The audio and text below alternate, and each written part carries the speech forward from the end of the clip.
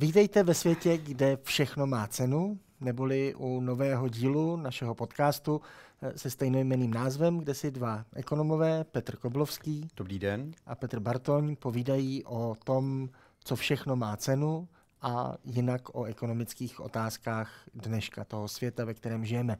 Dnes se budeme zabývat otázkou, proč najednou všude hoří fotovoltaické elektrárny. Tak začneme asi statistikou. V letošním roce do konce července už máme za sebou v České republice minimálně 45 požárů hlášených, oficiálně zaznamenaných. A to v situaci, kdy loni za celý rok jich bylo pouze 15. To znamená, je tady, řekněme, nějaký 5-6 násobný nárůst toho míry zahořování fotovoltaických elektráren a částečně to může být určitě tím, že jich tady více, neboli za první pololetí se nainstalovalo 45 000 nových elektráren, ale zase musíme to brát v kontextu. My možná známe fotovoltaické elektrárny, takové ty vyhražené za plotem na poli stojící panely o celkem nějaké větší rozloze a to bereme jako, že to je jedna elektrárna, ale takových tady určitě nepřibylo za první pololetí letoška 45 000. Dnes se staví hlavně mnohem menší elektrárny a v zásadě, když má někdo pokrytou třeba jednu stranu svého střechy, děkuju. Tak hned je to bráno jako jedna elektrárna. Čili dneska těch 45 000 je samozřejmě mnohem menších a pořád je to ale o čtvrtinu víc za to první pololetí než za celý loňský rok. A právě v té velikosti můžeme spatřovat jeden z důvodů, proč je tady větší míra zahořování, proč najednou všechny začaly hořet. Je to tak. Principiálně se bavíme o tom, jak jsi správně řekl, že těch velkých elektráren, respektive těch elektráren, které se nestaví na barácích, a teď hovořím o střechách, tak přibylo relativně málo. Neznám přesné statistiky, ale v solární asociaci ti lidé, co se s nimi setkávám, tak ty statistiky mají a ten nárůst tam není tak dramatický. Tím důvodem je jako obvykle v České republice byrokracie a povolovací procesy. Nicméně tady především budeme hovořit, ale o tom se popovídáme později, tam se dostaneme úplně nejdřív jako jednoduše. Pojďme vysledovat to, proč to najednou hoří víc než na těch polích. V rámci změn legislativy se udělalo to, protože se podporují se obnovitelné zdroje, tak se v rámci legislativy událo několik novinek, přičemž jedna z nich byla to, že na fotovoltaiku na barácích, to znamená ty sluneční panely a elektrárny na barácích, na střechách, už není potřeba stavební povolení. Není potřeba ani územní rozhodnutí, není potřeba víceméně téměř žádná byrokracie. Jo? Na rozdíl od těch polích, jakýchkoliv jiných, protože tam se hovoří o stavbě. V současnosti ty elektrárny na barácích nejsou považovány za stavbu, ale za změnu stavby nebo nějak jakoby doplnění stavby. Jo? To znamená, nepovažuje se tam, nebo nepožaduje se tam ani stavební povolení a v některých případech ani ohláška. To znamená, ten, kdo to staví, tak nemusí vlastně nic udělat, než si to přihlásit. Teda než si to postavit a připojit to v rámci rozvodu k ČEZu. Respektive k nějakému distributorovi elektrické energie, který mu tu elektrickou energii jakoby distribuje přímo po těch kablech do baráku. A víme, že v normálních zemích nějaké stavební povolení by sice bylo nějaký výdaj navíc, ale bohužel v českých podmínkách víme, že stavební spoření je téměř ortel smrti, stavební povolení. protože máme na jakékoliv stavby vlastně nejpomalejší stavební řízení z celého civilizovaného světa. Platí to samé na stavění nových bytů, nových domů a to, na co asi naši posluchači jsou na to zvyklí ze sdělovacích prostředků, že každý na to naříká a nikdo s tím zásadně nic nedělá. Měla tady být novela stavebního zákona pořád věčně odsouvaná, takže mezi tím čas běží a my jsme stále poslední z civilizovaných zemí v té délce a to se přesně přenáší i tady na tohle. To znamená, když by to měl jiný stát, tak jako plakání, že je tady nerovnost, že jeden potřebuje stavební povolení, druhý ne, tak nemusí být tak zásadní, jako právě v Česku, kdy tahle konkrétní rozdílnost způsobuje obrovské potom rozdíly v tom, nakolik se staví na střechách a nakolik se staví na polích. Co lze a co nelze, přesně tak. A teď jako pojďme se ještě vrátit, než se dostaneme zpátky k těm hořícím elektrárnám na barácích, tak se pojďme vrátit k té novele stavebního zákona a proč zde jsou problémy s jejím přijetím. Tu novelu, která se připravovala, taky připravovali lidi, kteří stavebnímu řízení rozumí, připravili ji podle mého názoru velmi dobře. Nicméně ta novela nebyla konzultována s ekologickými spolky a taky s těmi spolky, který chtějí do všeho jakoby mluvit. A kteří by do toho podle té novely asi mohli mluvit o něco méně. O něco méně, přesně tak. A vyšel tady narrativ, nebo někdo přišel s narrativem, takoví ti jako salonní levičáci, nebudu je jmenovat, ale všichni ví, odkud zvučí alarm, tak přišli s tím, že tu novelu napsali stavební firmy a developeři proto, aby mohli generovat zisk. Je pro mě fascinující jedna z věc, že přesně ti lidé, kteří říkají, no ale jakoby developeři by měli zisk, protože by stavěli, zároveň jako křičí na úplně stejných stránkách a mnohdy úplně stejní lidi, jako krize bydlení, nemáme dostatečné množství bytů a celé to je problém. Celá generace lidí je v, jak oni to říkají, v nějaké krizi, smutku nebo jako v čem? Žal. V žalu bytovém. Přijde mi to jako strašlivý paradox. Každopádně přesně tady to. Tak jejich navrhované řešení je, že, a to je ten velký paradox, že když to bude stavět stát, že to bude všechno jednodušší, protože stát za to nebude chtít ty takzvané zisky, které oni za to vidí a tím pádem, že to bude moci být levnější. A ukazuje se, že teoreticky by stát mohl mít nějakou výhodu proti těm soukromníkům, protože to státní řízení, v podstatě pseudostátní řízení o tom povolení, by možná stát mohl projít snadněji, ale ukazuje se, že dokonce ani stát není schopen těmi obskurními požadavky a tou zdlouhavostí a liknavostí rozhodovačů, kteří na to mají dát to finální razítko, ani stát tím není schopen projít nějak rychleji. To znamená, to, kde by teoreticky mohl mít stát nějakou výhodu, taky dokonce nemá. To znamená, tady ani ten stát, i kdybychom řekli, že to postaví nějakou magickou technologií, že nebude brát ty stejné zedníky, jako berou developeři, i kdybychom tohle všechno teoreticky připustili, tak ani tam bychom ze státního nic levněji nepostavili. Naopak bylo by to všechno ještě mnohem dražší. No samozřejmě, že? A takové ty příklady, kde to stát neumí, máme jako tisíce, že? Staví se, já nevím, 35 let se staví připojení na letiště, pořád to je jako v nedohlednu. 450 let do Vídně, že jo, se staví na dálnici. 35 let se staví okruh Prahou. Dneska jsem četl, že jsou snad dodělány 5 osmin a že chybí ještě 3 osminy a pořád se to jako nedodělává. Prostě stát jako sám nic neumí. Mě by zajímalo, a hrozně rád bych se dostal do konfrontace, do diskuze s někým, kdo by mi dokázal, a tady použiju slova Jima Hackera, jmenujte 6 věcí, které, on říkal posluchačů, myslím Rádia 6 nebo Rádia 3, BBC, a já bych chtěl 6 věcí, které stát dělá dobře v tomto světě, jo? Nebo jako v České republice, které dělá lépe, než by dělal soukromý sektor. Vůbec jako není. A budu rád, když kterýkoliv posluchač nám napíše a řekne, já vím o jedné věci, kterou stát dělá lépe. A prosím vás, Budvar není lepší pivo než všechny ostatní piva na této planetě. Jenom kolega Rod mě odpustí. Nicméně vraťme se k těm... Pojďme k tomu zahořování.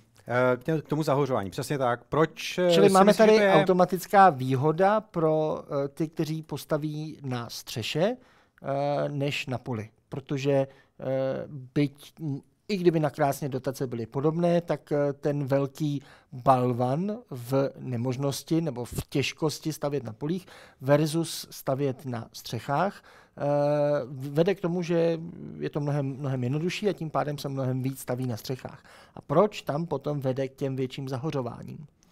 No, já se domnívám, a to je pochopitelně jako jedna z věcí, a identifikovali jsme jich při přípravě jakoby více, ale podle mého názoru je tím fundamentálním problémem nedostatečná nebo nekvalitní instalace.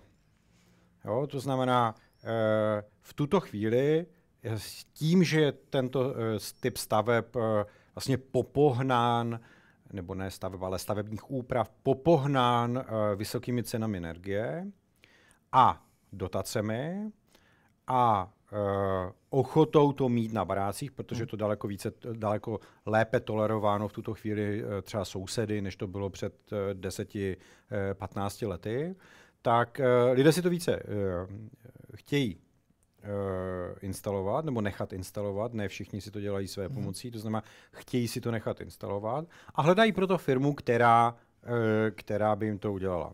Okay, čili ten základní rozdíl je, že tím, kdo nakonec bude provozovat tu elektrárnu nebo kdo si ji chce postavit, není nějaká specializovaná firma, která si koupila někde kus pole a teď tam udělá řadu elektropanelů nebo fotovoltaických panelů, ale je to nějaký soukromník, který nutně nebude mít automaticky takový přístup k odbornosti, musí si na to někoho najmout, kdežto ta velká firma, která to dělá ve většině na těch polích, už může mít svoje vlastní odborníky. No a tím pádem říkáme, že teď není dostatek odborníků, který si ti menší zadavatelé by mohli najmout na tom trhu. Přesně tak. Ono se objevilo vlastně díky tady těm incentivám, které jsem zmínil, to znamená dotace, lepší tolerovatelnost a absence stavebního řízení nebo povolovacího řízení, tak se vytvořila a vysoké ceny energie, tak se vytvořila ze strany majitelů nemovitostí velká poptávka po těch instalacích. No a pochopitelně těch firem před těmato incentivama, který to dělali specializovaně, bylo relativně málo. Jo, protože pokrývali tu předchozí nabídku. Jo, takže měli vybrané ty odborníky, měli zaškolený personál a bylo jich relativně málo, protože nabídka poptávala. Nabídka se mítla s poptávkou a těch firm bylo relativně nedostatek. V okamžiku změn incentiv vznikl obrovský přetlak na straně poptávky po těchto firmách. No a logicky ta nabídka byla minimální a vznikl prostor pro příchod nových firm. Ale bez těch odborníků. Jo? Protože nejsou lidi. Nebyli ti odborníci. Takže de facto se dostáváme do situace, kdy, jelikož to není stavba, nepotřebuje to kolaudaci, tak kdejaký franta prostě z vesnice může říct prostě Pepovi, který je soused, tyjo, já jsem elektrikář, vystudoval jsem, nebo udělal jsem učňák elektro, to je jednoduchý, to je Lego, já ti to tam nějak jakoby našmudlím. Jo? A takovýto člověk navíc jako nemusí být nezbytně elektrikář. Jo? Jako kromě zavedených společností, jako je ČEZ, který to dělá, ty instalace, tak se objevili pochopitelně i lidé, kteří to dělají takhle, nechci říct jako na černo, ale který to pro účely toho baráku, nemusí to připojovat nezbytně jakoby do přípojek, ale pokud si člověk udělá autonomní provoz, tak pro účely toho baráku to umí jako nainstalovat každý ferda. Jo. To znamená, tady jakoby klesla i ta průměrná kvalita zapojovačů a tím pádem z daných zapojení a nakonec aspoň v tomhle elementu je to jedno, jestli to je na poli nebo na té střeše, tak bychom čekali i za jinak nezměněných podmínek, že bude více hořet, protože klesla kvalita těch zapojovatelů. To je zajímavý element z toho pohledu, že právě ve fotovoltaice se spoléhalo a nakonec se to i zrealizovalo na to, že naopak právě tím rozjetím té fotovoltaického boomu a tím ostatně i to vlády odůvodňovaly. My musíme do toho začátku zainvestovat peníze našich daňových poplatníků, protože potřebujeme právě rozjet tu výrobu a jakmile ona se rozjede, tak už potom bude levnější. To znamená, je to ten klasický argument těch takzvaných nemluvněcích odvětví průmyslových, do kterých takzvaně ten stát velkoryse zainvestuje, tím pádem namotivuje, aby se tomu začali lidi věnovat a potom při zvětšení výroby, potom to na jednotky vyjde levněji, jak už říkal Švejk, že na tucty to vždycky vyjde levnějc. To určitě platilo a je to velkou měrou právě za tím fotovoltaickým boomem, dokud se jednalo čistě o ty panely, neboli o ten hardware. To znamená, ano, čínská vláda velkým způsobem zainvestovala a zadotovala výrobu solárních panelů a potom před těmi, dneska už můžeme říct téměř 20 lety, došlo k velkému poklesu těch cen solárních panelů, protože to, co ekonomové předpokládali, to, co tím vlastně ty státy i vlastně správně obhajovali, že jakmile se rozjede ta výroba, tak ona zlevní. A to stojí za tím solárem a potom vlastně jedině na základě toho mohla začít Evropa snít o tom, že tady bude nějaká změna energetická, protože se postaví na těch levných solárních panelech. No a teďka se jakoby podle principu kargokultu ve smyslu, fungovalo to se solárníma panelama, tak se vytvořila myšlenka, no tak co funguje se solárníma panelama, přece musí fungovat i s lidma. Prostě my do toho musíme zase víc zainvestovat a ti odborníci vzniknou a prostě bude to stejné zlevnění, jako jsme měli od těch solárních panelů z Číny, to znamená z tom hardwareu. Ale tady bohužel si vlády neuvědomují zásadní rozdíl mezi replikovatelností hardwareu a replikovatelností softwaru, to znamená těch lidí. Zatímco já, jakmile vytvořím nějakou lepší továrnu, lepší roboty na výrobu těch panelů, tak skutečně zlevním jednotkový náklad na ten panel. Ale to, že vyškolím jednoho člověka, skutečně certifikovaného se zkušenostma, tak tím nezlevním výrobu toho dalšího člověka certifikovaného. Toho naopak zdražím, protože budu muset víc investovat i do těch certifikátorů a tak dále. To znamená, tady to bohužel s lidma nefunguje to, co platí s tou robotickou výrobou, že tam automaticky neklesají náklady a automaticky, že budou potom levnější a lepší ti certifikovaní než s těmi panely. A tam se obávám, že bohužel do budoucnosti to padá i třeba na tu představu, že teďka je zase nejpopulárnější tepelná čerpadla, že nás vysvobodí od jha všech petrolejů a těch typů energií, kterých se budeme snažit zbavit. A zase to modlářství, že stačí, když zainvestujeme do výroby tepelných čerpadel a oni tam potom klesnou. To si ještě uvidíme, jestli to skutečně bude. Já jsem k tomu skeptický, protože tam ty možnosti, jak zlevnit výrobu fotovoltaických panelů, což je do značné míry vysoká elektronika, tím pádem ta robotizace, tam může něco přijít. U těch tepelných čerpadel jde vlastně o železo. Tam není moc sofistikované technologie a zlevnit výrobu železa jenom kvůli tomu, že se rozjede ve větším, to kdyby tady nějak platilo v ekonomických zákonech, tak Sovětský svaz je dneska nejbohatší, nebo bývalý Sovětský svaz nejbohatší zemí, protože tam evidentně to železo dokázali rozjet, ale tam neplatí, že automaticky ty věci v té velkovýrobě zlevní. Takže to máme to úzké jako hrdlo. Zlevní, ale marginálně, že jo? Jako je to, No, na jednotku. Ne určitě v porovnání, jako nebude to zlevnění nikde blízko těch zlevnění, které jsme mohli čekat a dočkali jsme se u fotovoltaických panelů. To znamená, jeden ten důvod, proč víc zahořovává, je, že prostě jsou instalace dělány s tím nedostatkovým faktorem, to znamená ti zapojovači. To samo o sobě ale by nemuselo nutně nějak změnit ten poměr, protože ten problém bude nakonec podobný u těch fotovoltaik na poli, stejně jako u těch střešních, protože i ty polní je potřeba dobře zapojit, ale u těch střešních je tady určitě další ještě faktor. Tak. A to je kombinace toho Franty nebo Loisy, kterého si jmenoval, který to zapojuje, ale je rozdíl, jestli to neoptimálně zapojí na střeše versus neoptimálně zapojí na poli. A v čem je ten rozdíl? Přesně tak. V okamžiku, no to, co jsme také identifikovali, tak ten podstatný rozdíl je, že na těch střechách je přece jenom daleko větší blízkost hořlavých věcí. Většina střech má dřevěné krovy, většina střech v podkroví má hořlavé věci. Tyto věci na tom poli jako nenajdeme.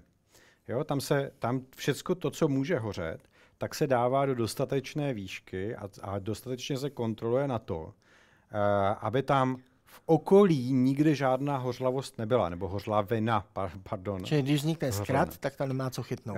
Za prvé, zkrat by tam neměl vzniknout, protože stavba jako taková na těch polích prochází kolaudací, tak jako tak, protože už se to považuje za stavbu. To znamená, tam musí tam docházet k revizím, musí tam docházet prostě k odborné a revidované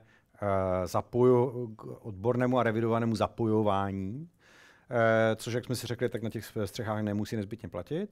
A hlavně tam není nic nehořlavého, protože všichni ti, kdo to zapojují, tak tam dávají prostě, když už by tam něco mohlo hořet, tak tam dávají prostě speciální podložky, tak aby se to nemohlo vyzkratovat, když už tam nemůžou být skříňky, do kterých nateče voda, takže zase, aby se prevenoval zkrat a tak dále. Když to tady toto všecko na těch střechách, respektive pod těma střechama, které jsou ze dřevěných krovů, tak vlastně my ani teoreticky nemusíme, protože tam není nikdo, kdo by to zkontroloval. Yep. Takže zase Ferda může říct prostě, no tady bych měl dát nějakou nehořlavou destičku pod ten jistič, nebo pod ten rozvaděč, nebo pod tu skříňku zapojovací, ale já ji nemám, protože mi právě jako došly, tak tam nic nedám. No a to je přesně ten okamžik, když se spojí dráty, nebo tam, kde jsou spoje, tak tam vzniká díky tomu, že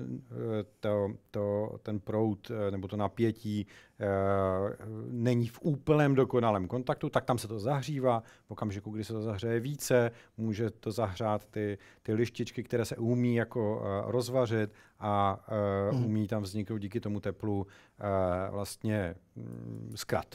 Jo? A od toho zkratu pochopitelně začne hořet barák. Takže máme kombinaci nedostatečné odbornosti spolu s kombinací s více hořlavým materiálem. Už sami o sobě tyto dva faktory v podstatě nám vysvětlí, proč nyní hoří a loni ještě nehořelo takovou měrou. A proč, bohužel, asi bude hořet vždycky o trochu víc s tím, jak narůstají zase ty střešní instalace. A pak je tam ještě jeden třetí, takový jako subtilní důvod, proč na těch střechách je to jiné. A to je takový jakože ekonomicko-statistický efekt, i když to nebude zapojovat Loisa, i když to nebude zapojovat Franta, bude to někdo, kdo si toho odborníka pořídí, tak čistě podle zákona velkých čísel složitá instalace sama o sobě bude mít větší pravděpodobnost, že i při té nejlepší vůli a při té nejlepší odbornosti nikdo nejsme neomylný a někdo může udělat chybu. A čím složitější instalace, tak tím je tam víc těch kritických bodů, nehledě na přítomnost hořlavých materiálů a tak dále. Ano. A vzhledem k tomu, že na té střeše je ta instalace nutně komplikovanější, protože má menší přístup, je tam víc ohybů, je tam víc zákrutů, než na tom rovném poli, tak i, jak říkám, čistě statisticky, pokud mně vyjde, že 1/10 nebo 1/1000 těch zapojení, že udělám někde nějakou chybu, no tak pokud je těch zapojení na běžném poli 200, no tak tou 1/1000 jsem se nedopustil ani jednoho špatného zapojení. No ale pokud těch zapojení na střeše je 1000 a 1/1000 bude špatně i podle této čistě statistické metody, no tak už tam mám jedno špatné zapojení a jedno špatné zapojení potom v kombinaci s těmi ostatními může mít špatně. Takže to je vlastně taková jako dokonalá bouře, řekněme, právě která tady způsobila a přispěla k tomu zahořování. No a stejně jako často objevujeme divnosti, že zatím stojí nějaká divná daň nebo nějaká dotace, no tak tady jako je divnost, protože to, jako ty škody jsou obrovské, protože navíc každá zahořená fotovoltaická elektrárna, zejména na té střeše, vysokým způsobem ovlivňuje nechuť obecně v populaci k dalším fotovoltaikám. Protože každý teďka má strach, že sousedovi to zahoří a přeskočí jiskérka na moji střechu a tím pádem ten odboj proti dalšímu stavění a nechuť právě těch okolních, a to nemusí být nutně nějaký oficiální protesty a zakažte mu to a tak dále. To často funguje na úrovni čistě pouliční nevraživosti a to si potom každý spočítá, jestli chce být ten takzvaně vyvrhel, aby s ním nikdo v té ulici nemluvil, jenom proto, že on tam má tu fotovoltaickou elektrárnu a 1000krát jim může ukazovat, podívejte se, mě to instaloval skutečný odborník, žádnej Franta, mám na to všechny ty. Ne, já jsem viděl v televizi, že ty střešní, ty hořej a tak dále. To znamená, je to divnost, proč by právě ve státě, který se snaží podporovat fotovoltaiku, tady vznikalo takovýto demotivační element skrze to zahořování, no ale bohužel jako často u těch divných věcí i tady najdeme tu divnou dotaci právě v tom smyslu, že i kdyby ty přímé dotace byly stejné, tak tím, o kolik je jednodušší to stavět na těch střechách, tak tím vlastně stát ze své vlastní vůle vlastně motivuje a částečně přispívá k tomu, že více zahořovávají fotovoltaické elektrárny. To znamená, i tady ten stát vlastně nějakým způsobem v podstatě dotuje to zahořovávání, což určitě jako nechceme, aby k tomu docházelo. A je nějaká jako rozumnější cesta z toho? Já si v tuto chvíli ji nedovedu úplně představit. Já si myslím, že ta obava, právě s ohledem na ty velké čísla, tak ta obava je relativně lichá. Ono, jak byl takový ten boom před rokem a půl, kdy ty ceny energie vystřelily nahoru, tak dneska se to začíná normalizovat a ten trh se trošičku jako zase čistí. Zaprvé přibyli odborníci logicky, protože tam, kde je velká poptávka po odbornících, tak tam se nějakým způsobem oni jako pomalinku vytvoří. Není to otázka jako z jednoho dne na den, aby si jako levicově orientovaní lidé nemysleli, že toto je jako selhání trhu. Ne, jako každá reakce na trhu není jako okamžitá. Jo? V okamžiku, kdy vznikne poptávka, tak porodní bolesti. Trh prostě musí se nějakou dobu jako k tomu přizpůsobovat a není to jako lusknutí prstů. Prostě není to okamžitě. To znamená, zaprvé, vytvořilo se více odborníků, kteří mají nejen certifikáty, ale mají daleko větší praxi. Znám množství těch projektů, které se postavily a které zahoří, tak si myslím, že bude ubývat. A za druhé přestalo to být tak výhodné pro ty lidi, protože dneska ty dotace jsou jako fajn, ale dotace v komparaci s tou nezbytnou jako činností kolem toho a opravdu vybráním nějaké té firmy a předsplacením té firmy nebo zálohováním té firmy a tak dále, tak to nákladově se začíná vyrovnávat těm cenám té energie. To znamená, když ta cena té energie jako klesá, tak se vlastně snižují, nebo ta jedna incentiva, kterou jsem zmínil, tak klesá. To znamená, očekávám jakoby snížení poptávky po těch montážích, to znamená jako jejich dramatické zkvalitnění. No, takže já si myslím, že tady v tomto smyslu jako nemusíme mít velký strach. Je důležité si říct, že ta energie nebo ty soláry na střechách, kam nepochybně patří, tak nám úplně jako nezachrání energetický mix a energetickou soběstačnost České republiky, protože ty umí možná saturovat spotřebu v barácích, ale neumí saturovat spotřebu Českých drah, jakéhokoliv většího průmyslového parku, který v České republice máme. To znamená na střechy ano, ale také bohužel i na pole. Jo, ale tak to je obecně téma energetické budoucnosti, o které tady jako v jednom díle zaměřeném zrovna na zahořování fotovoltaik těžko můžeme, ale určitě se k tomu vrátíme nejenom my, ale i další podcasty. Tady ale v tomhle kontextu můžeme, na jednu stranu je to dobré, teda do budoucnosti, pokud bude méně zahořovat.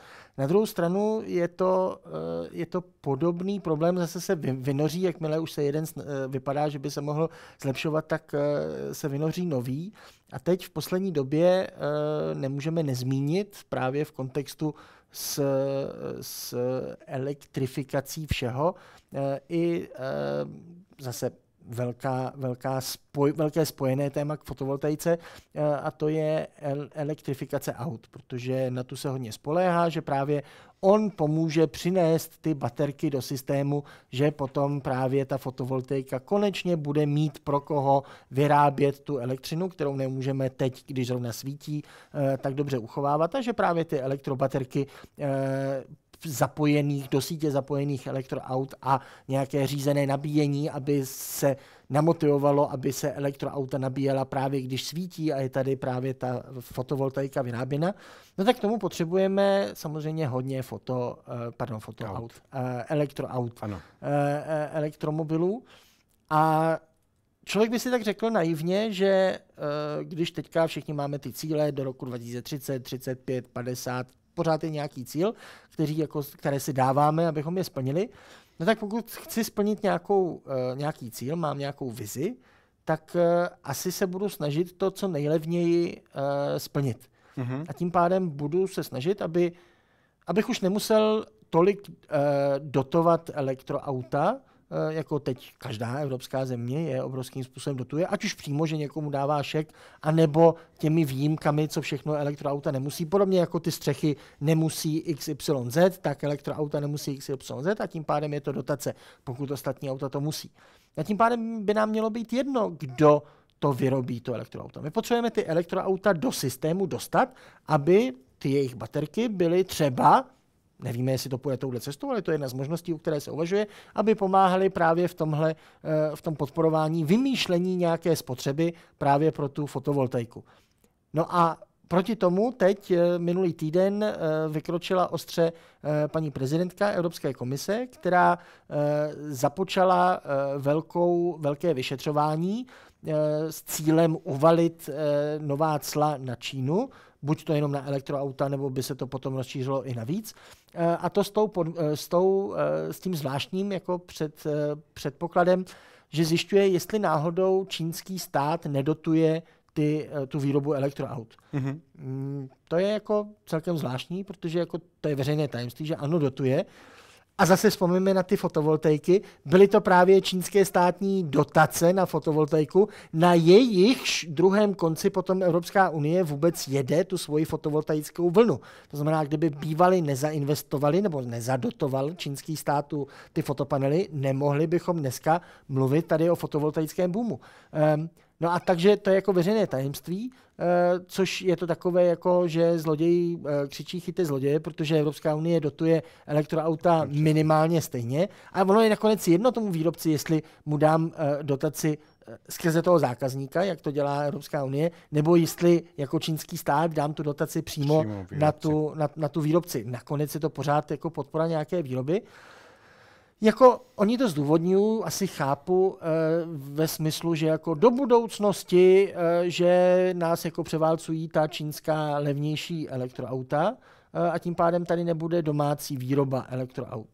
No ale jako Tady není žádné nějaké jako univerzální právo nebo nárok na Evropskou unii, aby vyráběla elektroauta. Jde o to, aby to byla bezpečná, od toho se státy starají, že i ta čínská auta musí splňovat různé certifikáty, aby se vůbec dostaly na evropský trh. A drtivá většina se nedostane. Jo? Jako tam jsou dneska desítky, stovky výrobců čínských aut a ty jsou vyloženě drtivá většina pro čínský trh, protože vědí, že by tou kvalitou nebo tou certifikací by se na ten evropský nedostali. Ale když to splní certifikaci, tak je to něco podobného jako požadovat, aby Evropská unie byla soběstačná v banánech, protože přece je to důležité. A co kdyby nás do budoucnosti naši domácí banánovou výrobu v Evropě vytěsnili ti, kde je vyrábět ty banány levnější. Takže tady ta budoucnost fotovoltaiky na jednu stranu bude super, už to bude všechno správně zapojováno, na druhou stranu nebude ji kam dávat, zase bude tady otázka kam s ním, protože bude o to těžší vůbec ty elektroauta zapojit do toho systému. To je jako nepochybně pravda. Jo? Ještě já jsem chtěl k tomu jenom říct. Jo? Ono jako čínská vláda začala sponzorovat výrobu panelů jenom proto, že potom vznikla v Evropě poptávka. Jenom proto, že my jsme měli vizi, že do této cesty narveme hromadu peněz a čínská vláda říká, jako koukejte, tak jako máme tady někoho, kdo je bohatý a říká, že do něčeho narve hromadu peněz. No tak to pojďme to vyrábět jako co nejlevněji a pojďme to vyrábět my. Takže začal sponzorovat výrobu těch panelů a logicky tam nasadila takové ceny, kterým nemohl nikdo jiný konkurovat a logicky, ale to vedlo k tomu, že se ty panely opravdu začaly vyrábět a teď se vyrábějí i bez toho sponsoringu natolik levně, že my, Evropané, můžeme splňovat nebo můžeme si snít o splňování těch svých jako zelených jako pološíleností. Jo? Ale namotivovalo to ty další argumenty, pojďme to zadotovat, protože to potom někdo zlevní v té výrobě a to se potom vede jako ta story a automaticky se aplikuje na ty ostatní. Ale je zajímavé, že tady z tohoto máme jako radost. Jo? Že de facto tady z tohoto, že máme levnější panely, kterých se jako 90% vyrábí v Číně, teď neberte mě za slovo ohledně toho, přesně toho čísla, kterých se mraky vyrábí v Číně, tak z toho my máme radost. Ale my jsme udělali to samé vlastně v autoprůmyslu, ale z toho takovou radost nemáme. Logicky je to proto, že máme silnou automobilovou lobby a ten vývoj elektroaut v Evropě je prostě za opicemi, co si budeme povídat. Evropa nemá ty auta natolik kvalitní a nemá jich tolik, aby pokryla poptávku. Tak silnou poptávku, jakou si sama vytváří těmi svými proklamacemi. A přestože ty auta jsou pravděpodobně daleko kvalitnější než ty auta z východu, a teď nemusíme hovořit jenom o Číně, jako vyrábí se na Tajvanu, vyrábí se v Koreji, vyrábí se prostě v celém tom asijském prostoru, protože oni vidí tu poptávku, kterou my si tady vytváříme a okamžitě na ní reagují. Což jako Evropa a evropské firmy prostě dneska už jako neumí. Jo? Se vytvoří poptávka a my si ji necháme ukrást prostě mimo Evropu. Je to zvláštní. Je to zvláštní koncept v tom, že my vytvoříme poptávku a vlastně zabráníme jejímu mítnutí ze strany nabídky, to znamená ze strany toho asijského trhu. Nevím.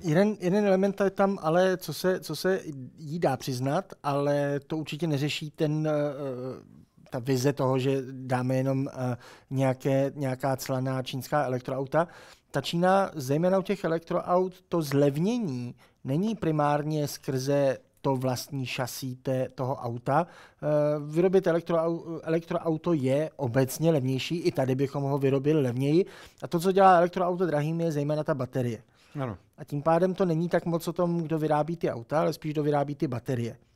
Proto se teď tady všude zase rozhořely konkurenční boje mezi jednotlivými státy, kdo zadotuje nějakou baterkárnu víc a potom kdo tím pádem přiláká toho investora, my vám tady dáme ještě víc, pojďte vyrábět ty baterky u nás. To má jako logiku z toho, že primárně těmi baterkárnami se zlevní i ta elektroauta jako taková, evropská, Ale tam ten boj, případně politický, ze strany Evropské unie proti Číně musí být něco jiného a vlastně opak toho hrozit nějakými cly, které by se nakonec zase vymstily a mimochodem Německo je velice proti tady tomu kroku, protože ví, že už tak mu klesají exporty do Číny a Čína by okamžitě odvetně zavetla zase cla na evropské vývozy, což by nejvíce odneslo Německo.